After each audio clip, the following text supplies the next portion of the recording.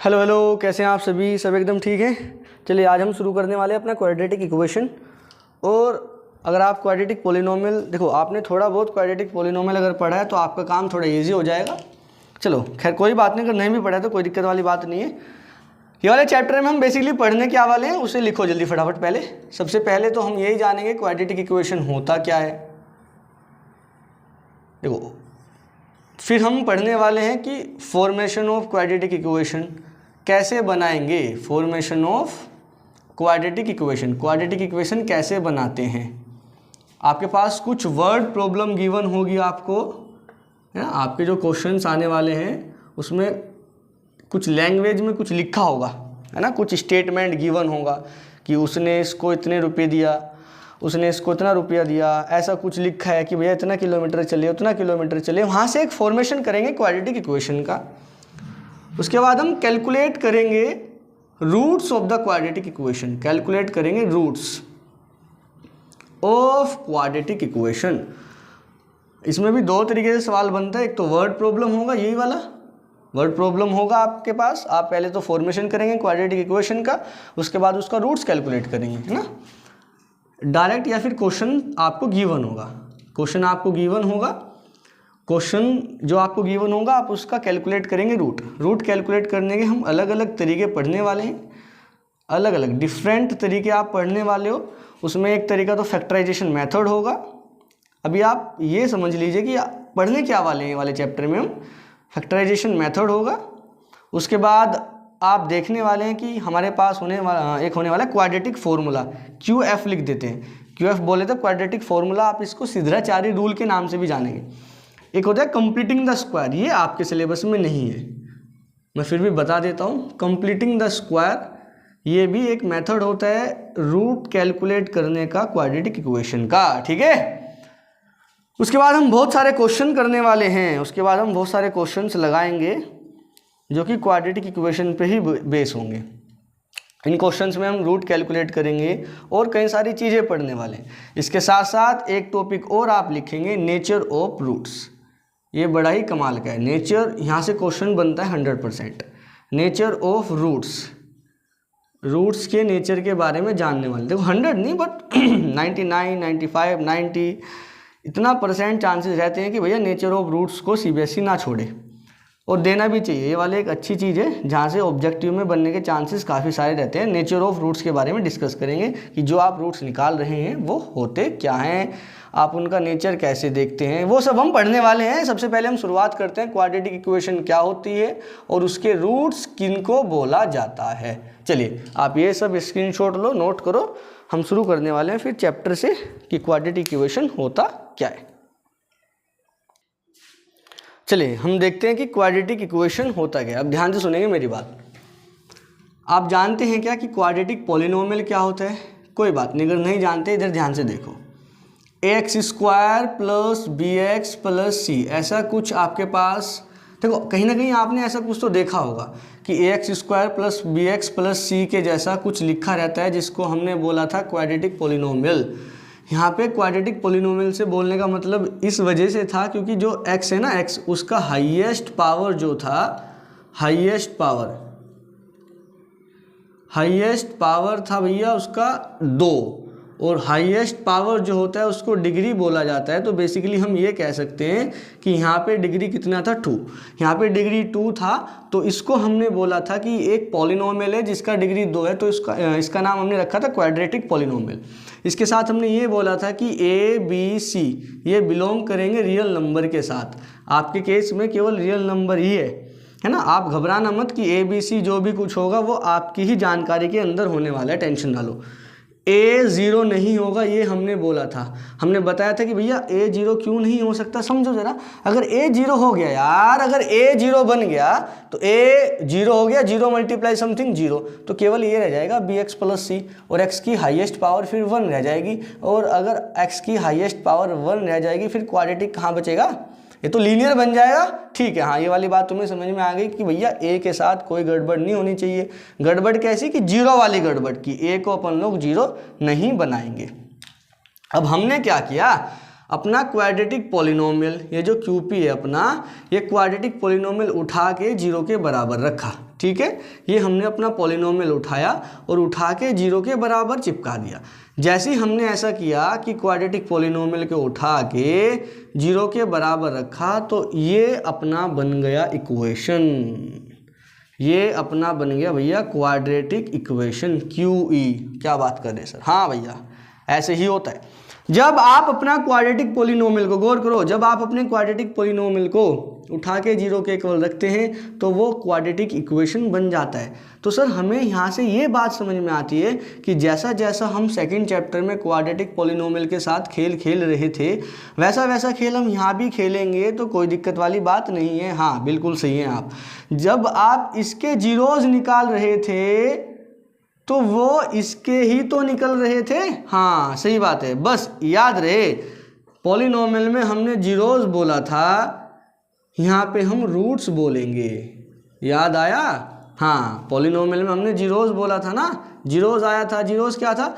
Zeros x की वो वाली वैल्यू थी जो पॉलिनोमियल को 0 बना रही थी। पॉलिनोमियल में x की वैल्यू रखने पर x की कुछ वैल्यू आ रही थी, सपोज दैट के, जैसे हमने पॉलिनोमियल में x की जगह वो वैल्यू रखी थी तो पूरा पॉलिनोमियल 0 बन जाता था। तो ऐसी कुछ वैल्यू यहाँ भी होने वाली हैं जो कि पूरी क्वाड्रेटिक इक्वेशन को 0 बना देगी। उसको ही हम बोल देंगे roots of the quadratic polynomial. बताओ, ये वाली बात समझ में आई? तुम्हारे आनी चाहिए, ठीक है। रूट्स बोले तो zeros of the quadratic polynomial. Quadratic polynomial के जीरोज ही क्वाड्रेटिक इक्वेशन वाले चैप्टर में रूट बोले जाएंगे। बिल्कुल सही बात है।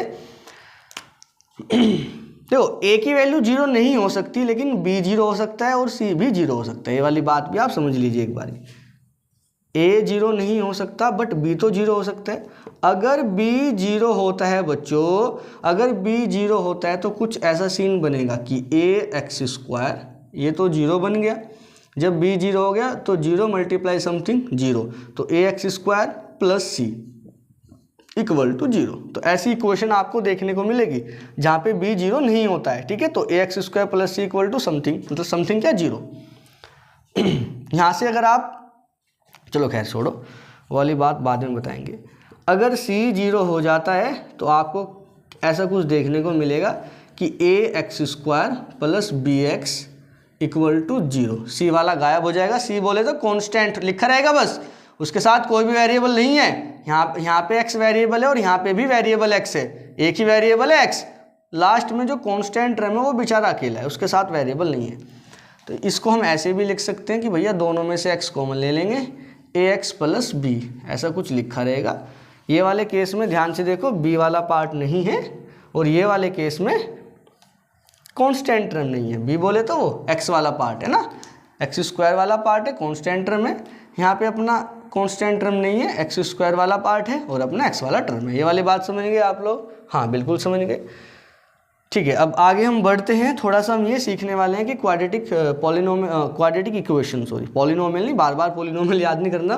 क्वाड्रेटिक इक्वेशन को हम कैसे बनाएंगे, जब हमारे पास वर्ड प्रॉब्लम होंगी तो उनकी हेल्प से क्वाड्रेटिक पॉलिनोमियल कैसे बनाते हैं, और कई बातें हम अब सीखने वाले हैं धीरे धीरे। चलो नोट करो फटाफट, फिर हम आगे बढ़ते हैं। देखिए चलो भाई, हम कुछ एग्जाम्पल कर लेते हैं, एक दो एग्जाम्पल हमारे पास। और एग्जाम्पल से पहले एक बात और समझो कि ये जो लिखा था ना ax² plus bx plus c, इसको बोलते हैं standard form. Standard form basically वो वाली फॉर्म होती है जब ज़्यादा पावर वाली टर्म पहले हो, उसके बाद कम पावर वाली टर्म, उसके बाद और भी कम पावर वाली टर्म, ठीक है। यहाँ तो है ही नहीं वेरिएबल। एक बात और बता दूँ कि ये जो क्वाड्रेटिक पॉलिनोमियल था और यहाँ पे हम जो क्वाड्रेटिक इक्वेशन बोल रहे हैं, क्वाड्रेटिक इक्वेशन के एटमोस्ट 2 रियल रूट्स होने वाले हैं। एटमोस्ट, ज़्यादा से ज़्यादा कितने? 2 रियल रूट, ठीक है। चलो ये बातें तुम्हें पता होगी। ध्यान से देखो क्या लिखा हुआ है।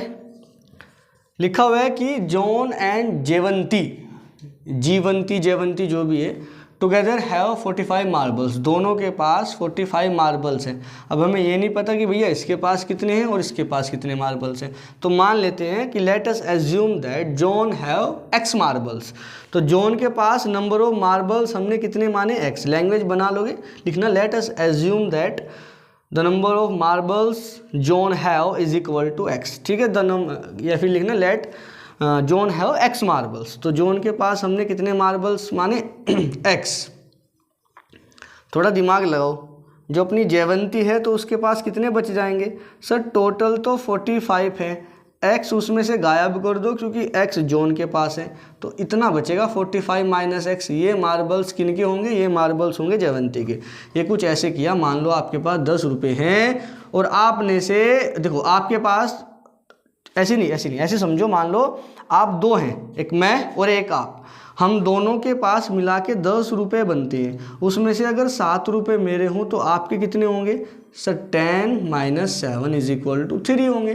तो सेम वही तो है, दोनों के मिला के 45 मार्बल्स हैं। अगर x मार्बल जॉन के पास हों तो जयवंती के पास कितने होंगे? Sir 45 minus x. आगे पढ़ो।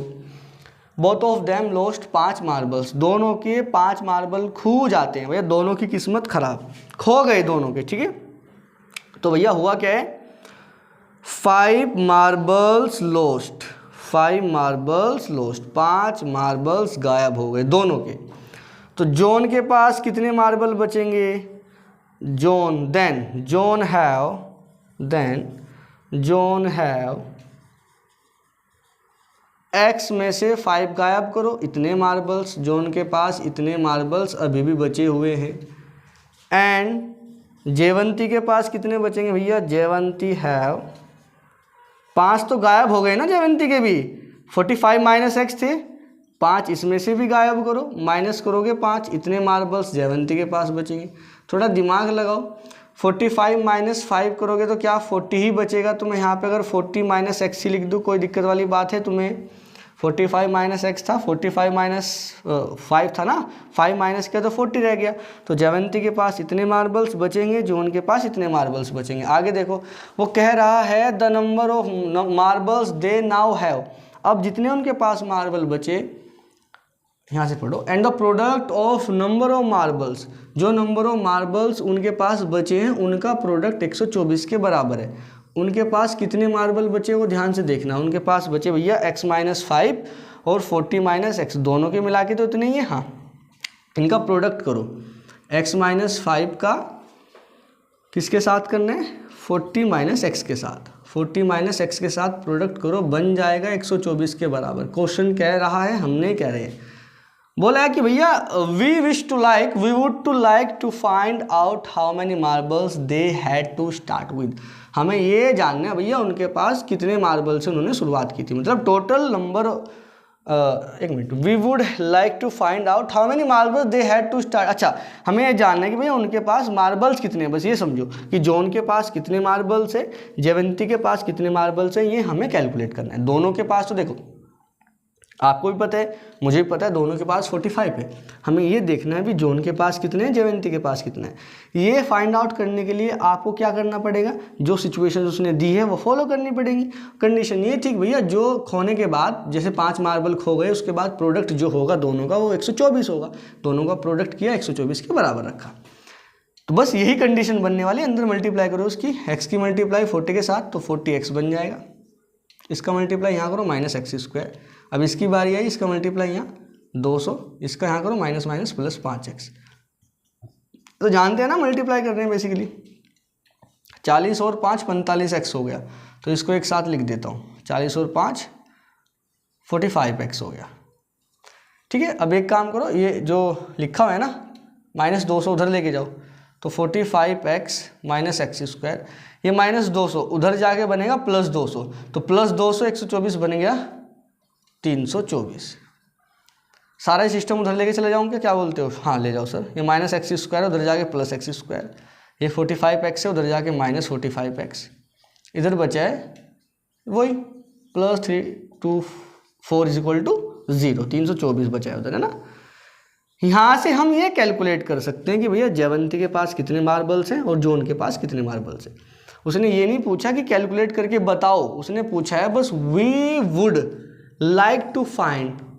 अच्छा, उनका तो मन कर रहा है फाइंड करने का, उनका मन कर रहा है फाइंड करने का। कैसे फाइंड करेंगे ये आपको बताना है कि सर ऐसे फाइंड कर लेंगे, ठीक है।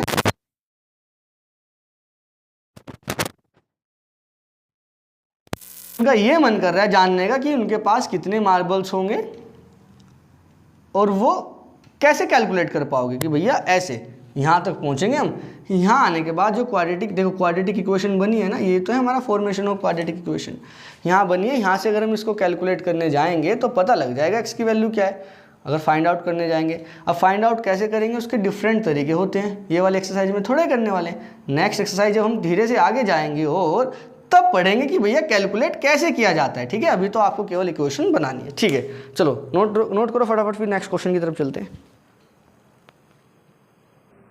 देखिए नेक्स्ट क्वेश्चन हमने लिखा नहीं है, उधर से ही पढ़ देते हैं हम बुक से, है ना। अपनी बुक निकाल के बैठो आप, एग्जाम्पल नंबर 2 की तरफ चलो। देख क्या लिखा है, ध्यान से देखना। एग्जाम्पल नंबर 2 मैं पढ़ रहा हूँ, एक बार बुक मेरे पास है, आप भी निकाल लीजिए। न्यू वाला एडिशन है, पेज नंबर 39 है हमारी बुक में, आप देख लेना आपकी में कौन सा है। लिखा है a cottage industry produce a certain number of toys in a day. देखो एक इंडस्ट्री है, एक दिन में वो कुछ खिलौने प्रोड्यूस करती है, ठीक है, हमें नहीं पता कितने। The cost of production of each toy was found to be 55 minus the number of toys produce in a day. Cost, अब कॉस्ट के बारे में बात की है। एक कॉटेज इंडस्ट्री एक दिन में कुछ पर्टिकुलर टॉयज प्रोड्यूस करती है, हमने माना कि x। नंबर ऑफ टॉयज हमने कितना माना, नंबर ऑफ टॉयज कितना माना कि नंबर ऑफ टॉयज मान लेते हैं कि भैया एक cottage industry x toys produce करती है एक पर्टिकुलर डे में। अब बोला है कि the cost of production of each toy, हर एक टॉय का जो कॉस्ट ऑफ प्रोडक्शन है, मतलब उसका जो कॉस्ट दिया गया है 55 minus the number of toys produce in a day. उस दिन जब हम पर्टिकुलर डे वाले दिन जब हमने टॉयज का संख्या माना है, या फिर ये मान लीजिए कि जब हम ये मान रही हैं कि भैया वो इंडस्ट्री एक्स टॉयज प्रोड्यूस कर रही है, तो आपको आगे ये बोला गया है कि हर एक टॉय का जो कॉस्ट है, हर एक टॉय का जो कॉस्ट है वो क्या है, वो है 55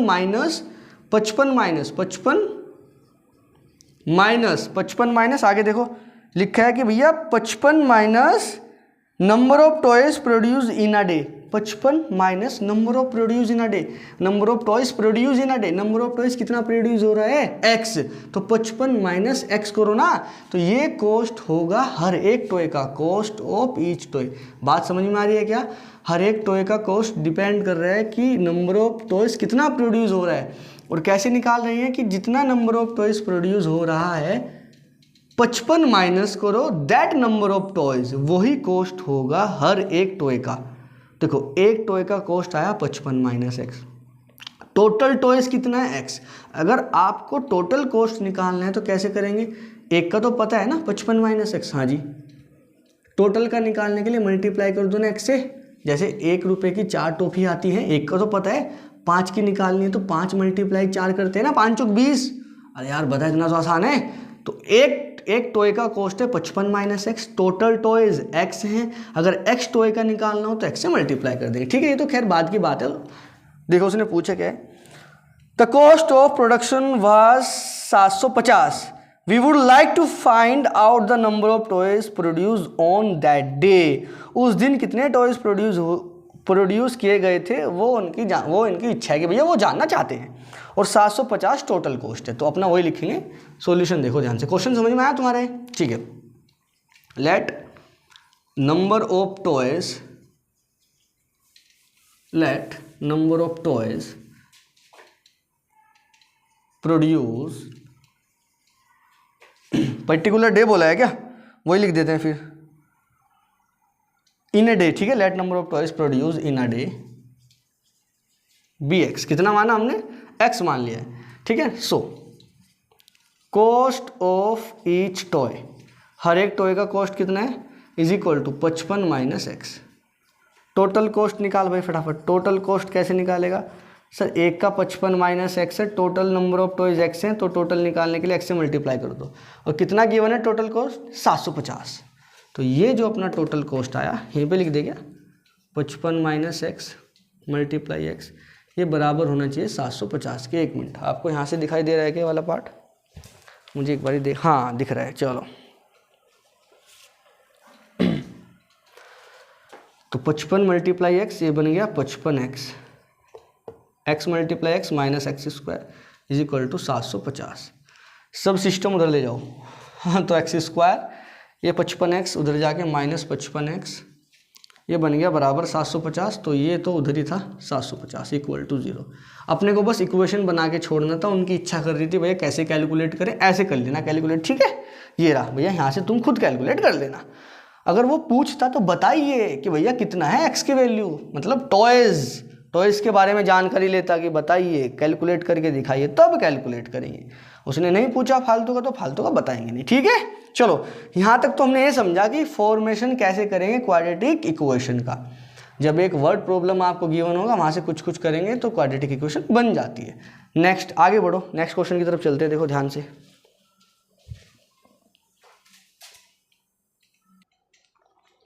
चलिए एग्जाम्पल नंबर ये सेकंड हमारे पास कुछ ऐसा है।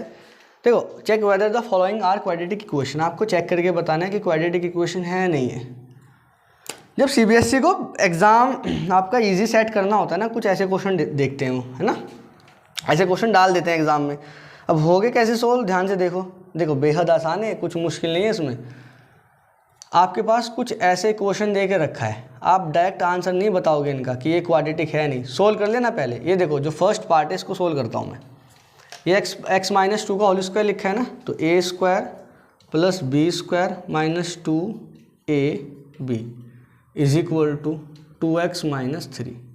एक्स स्क्वायर प्लस 2 का स्क्वायर 4 बन गया, माइनस 2 दूनी 4x is equal to 2x minus 3। कोई दिक्कत वाली बात नहीं।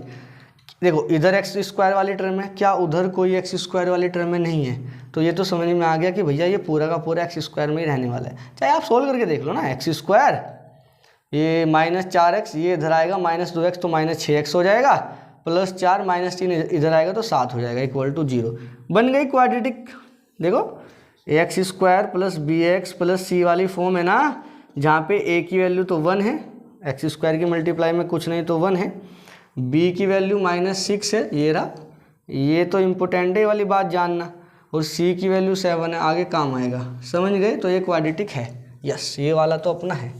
इसको देखो, इसको इधर ही सोल्व करता हूँ, मल्टीप्लाई करो अंदर, तो एक्स स्क्वायर इसका मल्टीप्लाई यहाँ पे करोगे प्लस एक्स, इसकी बारी प्लस 8 इज इक्वल टू इसका मल्टीप्लाई, देखो a plus b a minus b, a square minus b square, x square गायब। ओहो, ये तो गायब ही हो गया, एक्स वाला टर्म नहीं, एक्स स्क्वायर वाला टर्म नहीं बचा। अब नहीं बचा तो क्वाड्रेटिक बन ही नहीं पाएगा, 9 लिखो सीधा सीधा, ठीक है। तो सेकंड वाला 9 नहीं है।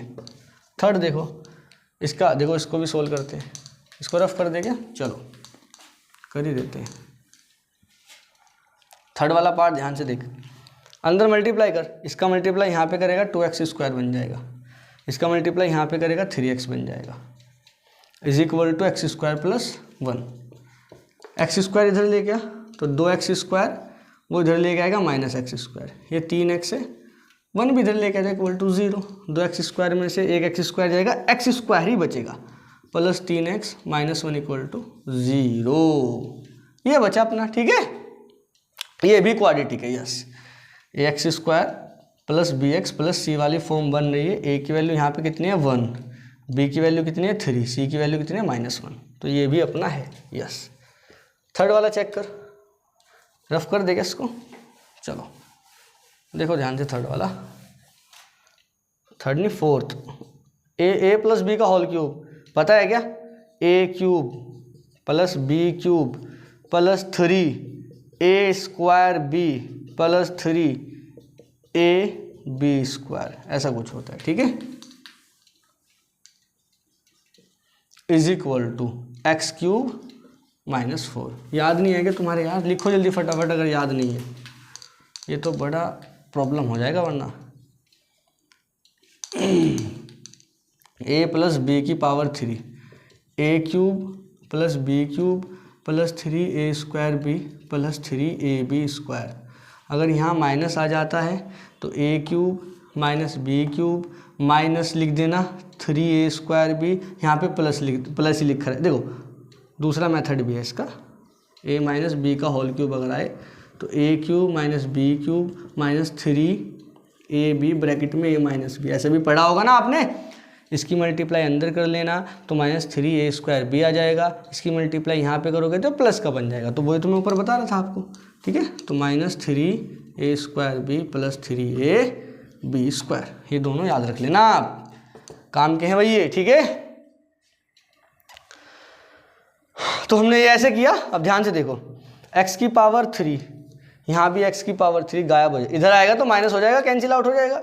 अब तुम में से कुछ बच्चे ऐसे सोच रहे होंगे सर ये तो क्यूब लिखा है, एक्स क्यूब, देखते बता देते सर नो नहीं है क्वाड्रेटिक, और फिर गलत होने के चांसेस रह जाते हैं, क्योंकि भैया ये वाला एक्स क्यूब भी तो आया है इधर और एक एक्स क्यूब हो रहा, तो दोनों कैंसिल आउट हो गए, गायब हो गए।